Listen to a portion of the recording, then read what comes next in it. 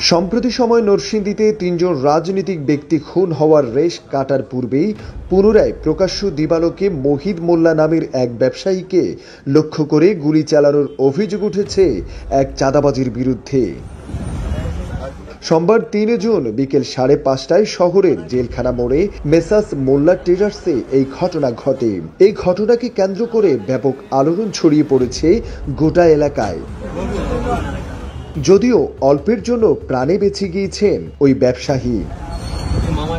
মোহিত মোল্লা নরসিংদীর বিলাসদী এলাকার ওয়াহাব মোল্লার পুত্র। মেসার্স মোল্লা ট্রেডার্সের পরিচালক মোহিত মোল্লা জানান, চিনিশপুর ইউনিয়নের কামাল ভূঁইয়ার পুত্র রবিউল ইসলাম দীর্ঘদিন ধরে ১০ লাখ টাকা চাঁদা দাবি করে হুমকি ধমকি দিয়ে আসছিল। চাঁদার টাকা না দেয়ায় বিকালে আমার ব্যবসা প্রতিষ্ঠানে এসে আমাকে লক্ষ্য করে একের পর এক গুলি চালায়। এই ঘটনায় একটি সিসিটিভি ফুটেজ এর মধ্যে সামাজিক যোগাযোগ মাধ্যমে ভাইরাল হয়েছে।